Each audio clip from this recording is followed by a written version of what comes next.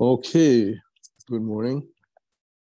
First of all, I would like to we all wish a refuah shlema b'korev to Reb David, the one we've been publicizing all over. People have been staying up all night saying Tehillim, and he should have a refuah shlema b'korev.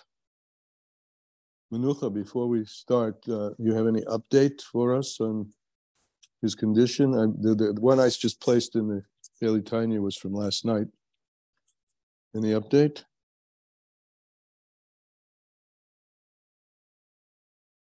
Okay,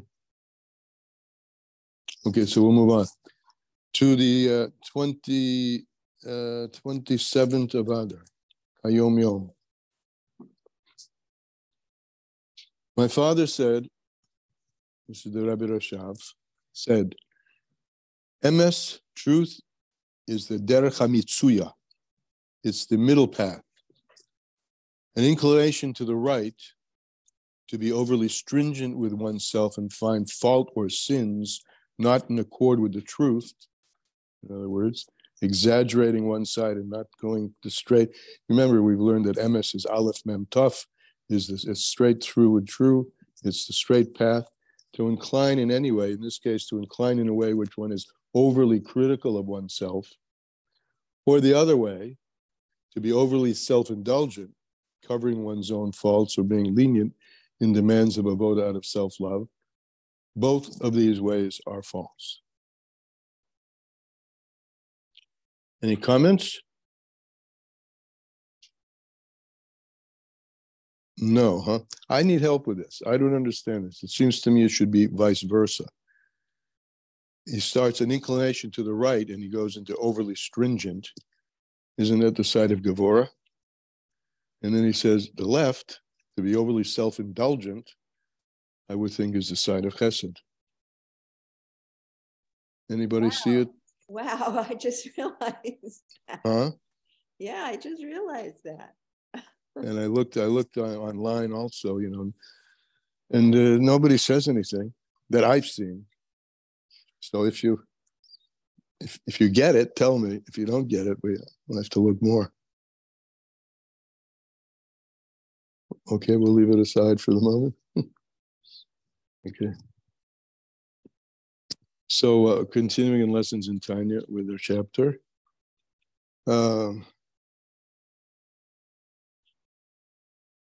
I actually didn't find it today in today's Payoni. Anybody have it in lessons in Tanya?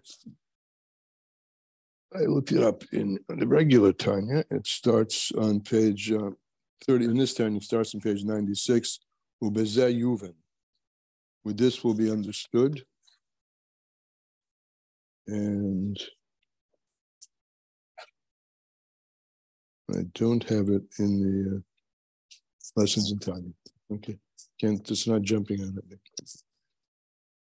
Anybody have it? Okay, if not, we'll just go ahead. No, but Avi, you just kind of just messaged me saying you asked if there were any updates. I don't really, I can't say that I really have anything other than you may have seen that people are being very generous, and in that fundraising there's a tremendous relief in the amount of money that's being raised for them, which is really unbelievable. Beautiful. And again, you should have a refuah shlema b'korev immediately. Okay, Amen. Today's Tanya. Ubezeh yuvin. With this will be understood. What's this? We've been talking about the tremendous milah, the tremendous advantage of mitzvahs. And what's the tremendous advantage of mitzvahs? The godly soul on its own, it's a chelek elokah mimal. Its nature, so to speak, if you could say such a thing, is godliness, right? The animal's nature is animalism, right?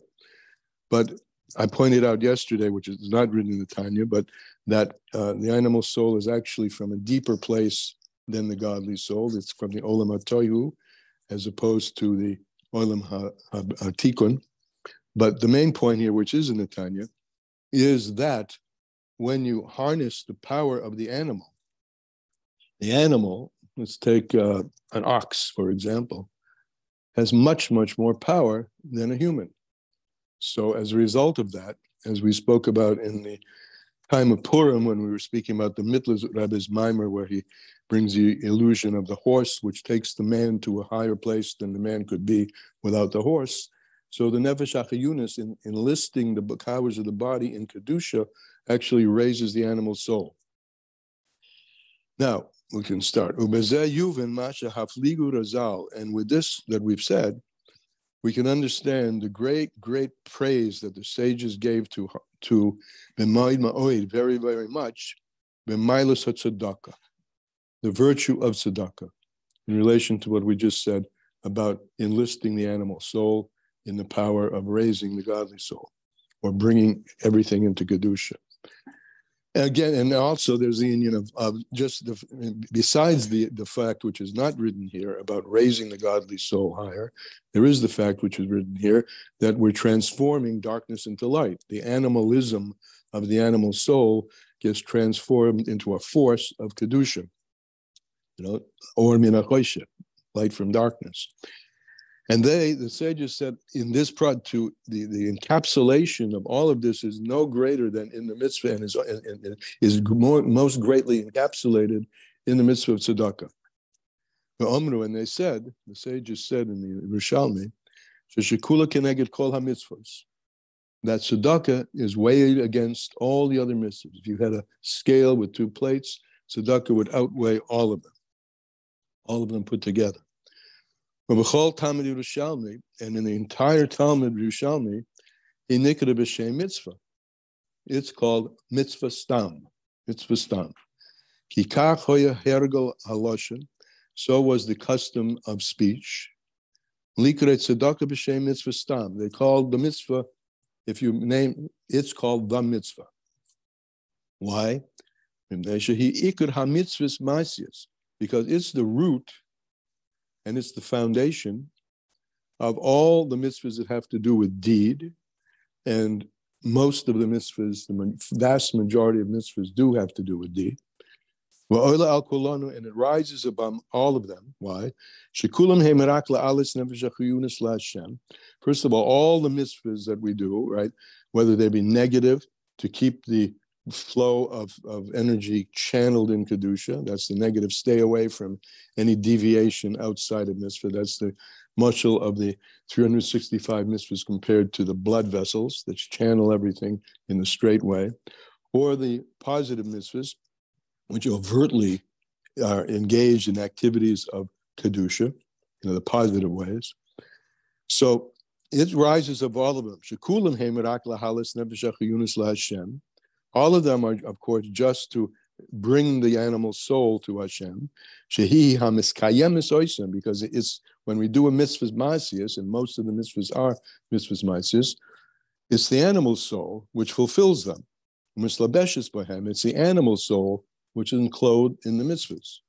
And at that moment, in the mitzvah, positive or negative, the animal soul is licholel be'or Hashem Baruch Hu, in the Ein Sof Baruch Hu, is enclosed in the infinite light, or the infinite one, blessed be He. Amlu beshes bohem, which is enclosed, that energy, because everything gets its light from there. But the godly light, the Ein Sof, in this time, not only is it enlivening the animal soul, but it's enlivening it and bringing it to Kedusha. And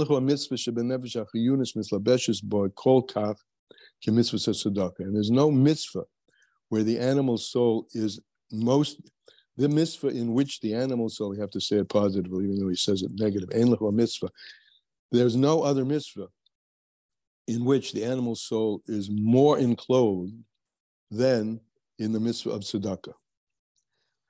Why? Shebechol mitzvahs ein mislabish behem rak b'koyach echad min nefesh hachiyunis b'shas ma'aseh hamitzvah.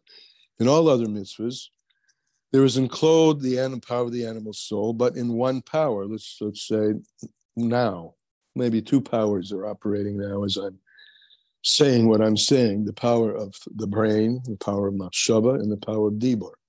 Right? But these are the two things. My body is just reflexively reflecting my enthusiasm about what I'm positively thinking and speaking. So only a limited number, that's the point, only a limited number of powers are enclosed in any particular single mitzvah. Yeah. Aval b'tzedakah, when a person gives tzedakah, And when we discussed this earlier in Tanya, we brought to the table that tzedakah is not only with money. Tzedakah is giving of oneself, right? And when you give over yourself in helping someone in any way, that's tzedakah. But here we're speaking specifically of money, but money can be used here as a metaphor for everything else. But let's focus. Yeah. I'm sorry to interrupt you, but I think you missed the second half of that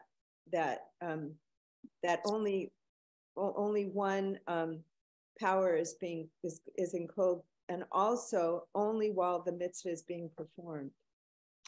I see.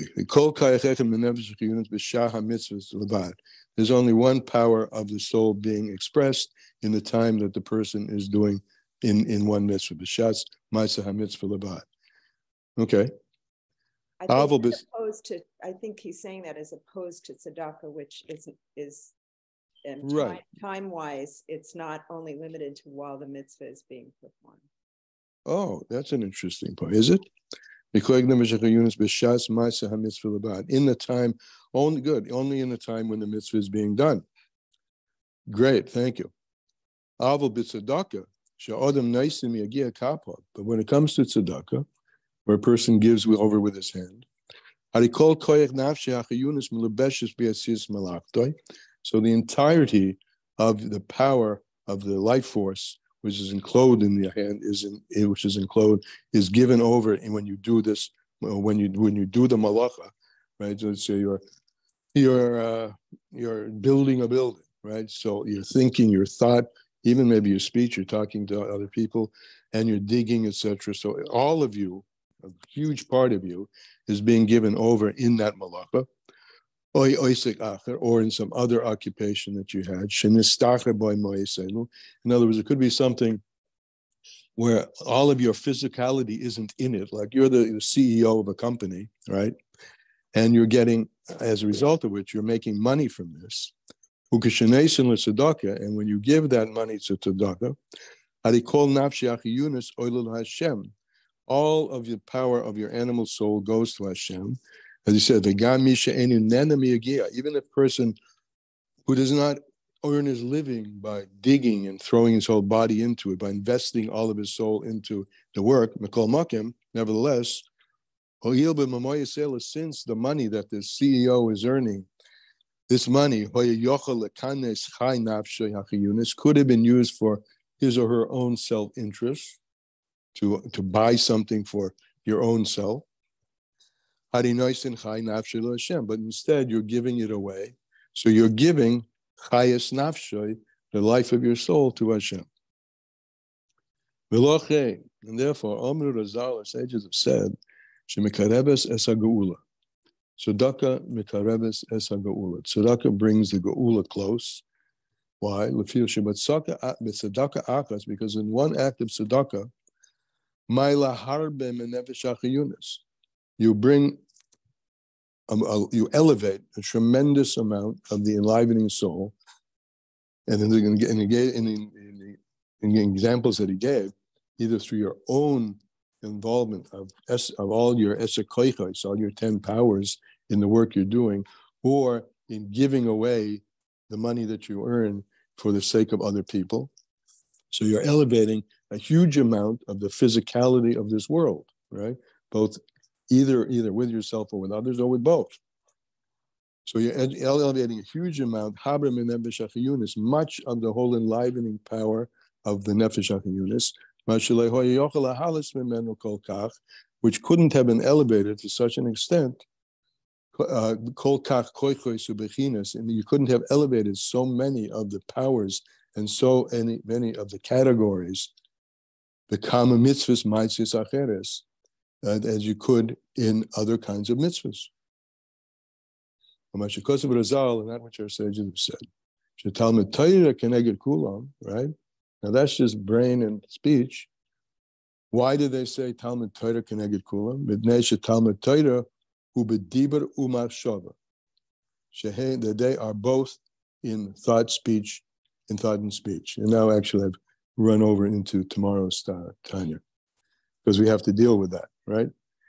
Talmud Torah keneged kulam, and yet Talmud Torah doesn't involve all the koiches of the nefesh HaYunis, the way an act of imagining and then fulfilling and then digging the ditch, etc., or the giving away of money, which enlivens so many people. So we have a little question which we'll address tomorrow, which is, why is Talmud Torah then Keneged Kula?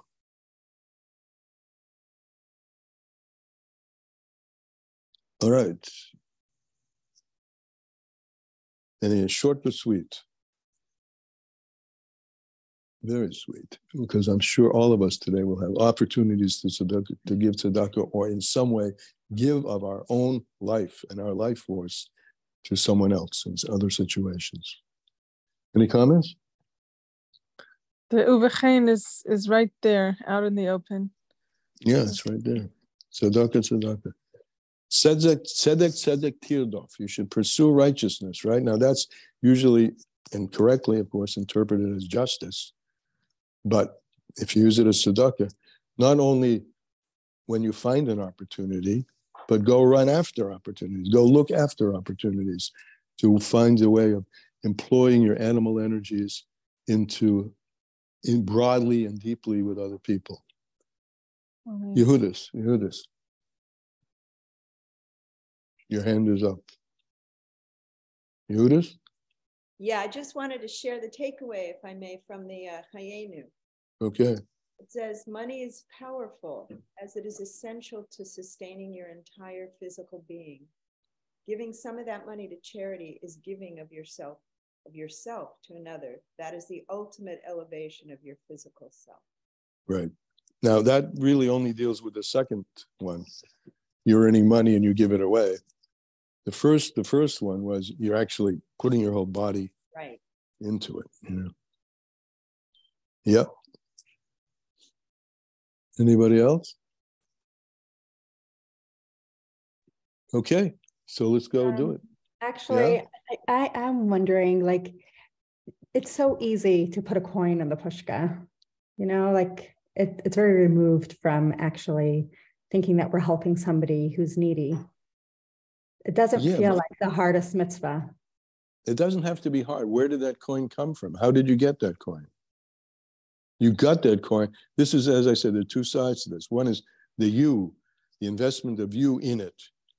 You earned that coin with putting something of yourself, probably more than just thinking. You actually did something.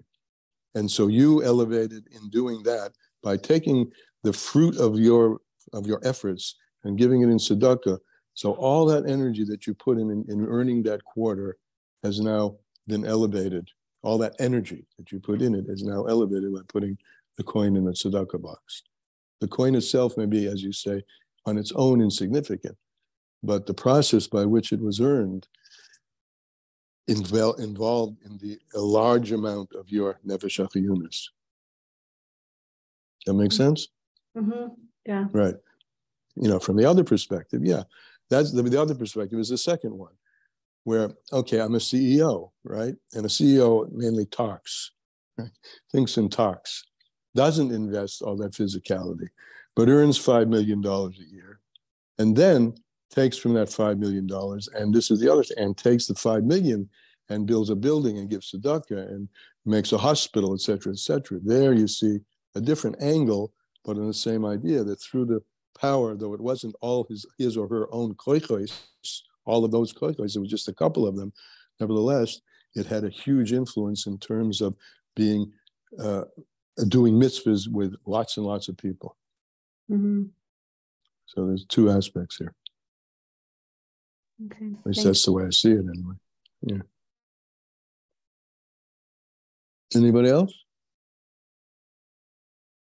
All right. So let's go do it. Yeah. And, okay. See you. I don't know. Why? Oh, yeah. I was just going to say that sometimes it's very simple, putting the coin in. Sometimes it's very dramatic. You know how when first become a Baal Tshuva, I don't know, in a way, the world is very clear and sharp and unbelievable, and we make the connections much more easily. Later, it gets maybe a little harder. The first year that we were married, we were living in 706 Eastern Parkway, you know, the big building on the other end of 770. And we had a guest who it was only a one bedroom, so she had to sleep in the you know, in the front on a sofa there. And during the night, there was, I don't know, there was something wrong in the design of the lighter that we had. It was lucite, and it began, and it began to get on fire, the lighter and other things. And because this person was there in the living room, you know, she was able to tell us about it. We were able to put it outside and so on. And, you know, somebody who had been from much longer said, you know, tzedakah saves lives. You know, that this was the tzedakah of having the guest. Sure. And that was like it was very clear and very sharp and very amazing. So, you know, goes that way sometimes too. Sometimes it's right in front of your eyes. Great. That's nice. Beautiful. Okay. Till we meet again. Thank you. Yeah. Bye-bye.